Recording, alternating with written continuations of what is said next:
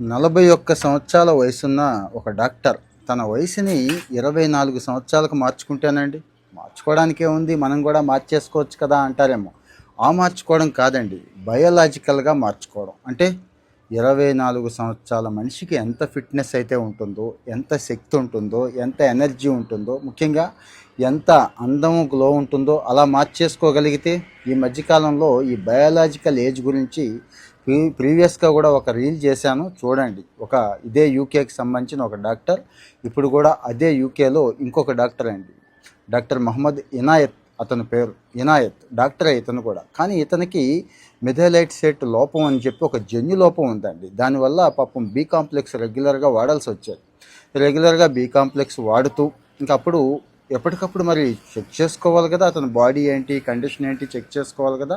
ఎప్పటికప్పుడు చెక్ చేసుకుంటూ ఉండేవాడు. ఆ క్రమంలోనే బి కాంప్లెక్స్తో పాటు ఒమేగా 3 ఫ్యాటీ యాసిడ్స్ కానీ ఇట్లాగ బాడీకి ఏదైతే అవసరమో సప్లిమెంట్స్ అండి, ముఖ్యంగా మెగ్నీషియం కూడా వాడుతూ ఈరోజు నా బయోలాజికల్ ఏజ్ 24, కావాలంటే చెక్ చేసుకోండి అంటున్నారు. మీరు కూడా గూగుల్ చేయండి, సరిపోతుంది. ఇనాయత్ ఏజ్ అని చెప్పి కొట్టండి, లేకపోతే ఇనాయత్ బయోలాజికల్ ఏజ్ అని చెప్పి గూగుల్ చేయండి. ఇది అందరికీ సాధ్యం అండి. అతనికంటే ఆ ఇబ్బంది ఉంది కాబట్టి సప్లిమెంట్స్ తీసుకున్నాడు. మన వాళ్ళు కూడా చాలామంది విటమిన్ సప్లిమెంటు, మల్టీవిటమిన్ సప్లిమెంట్స్ తీసుకుంటారు కదా. తప్పని పరిస్థితుల్లో ఓకే తీసుకోవచ్చండి, డాక్టర్ తీసుకోమంటే తీసుకోవచ్చు. ఇక్కడ గమనించాల్సింది ఏంటంటే ఈ లోపం వల్ల మనుషులు త్వరగా ముసలైపోతున్నారు, త్వరగా శక్తిహీనులు అయిపోతున్నారు అనేది గుర్తుంచుకోవాలి. కండరాలు నొప్పి ఉంటుంది, సరిగా నిద్ర పట్టదు. ఇక్కడ ఏం చేయాలి, మెగ్నీషియం తీసుకోవాలి, అంతే కదండి. గుండె బాగా పనిచేయాలి, మెదడు చురుగ్గా ఉండాలి, ఏం చేయాలండి, ఒమేగా 3 ఫ్యాటీ యాసిడ్స్ తీసుకోవాలి. ఇక మిగిలిన ఫంక్షన్స్కి బి కాంప్లెక్స్ ఎంత మంచిది అనేది మీకు తెలుసు. ఇతను చేసింది కూడా ఇదేనండి. నేను కేవలం ఇవే చేశాను, ఇవి చేయటం ద్వారానే ఇదిగో ఈరోజు ఈ పరిస్థితిలో ఉన్నాను, ఇంత హ్యాపీగా ఇంత హెల్తీగా ఉన్నాను అంటున్నాడు. ఆయన స్టోరీ ఇస్తున్నాను, ఆయన ఫోటో కూడా మీకు ఇక్కడ కింద చూపిస్తున్నాను, చూడండి. సో ఇక్కడ నేను కూడా మీకు చెప్పొచ్చేది ఏంటంటే సప్లిమెంట్స్ తీసుకోండి అని కాదు.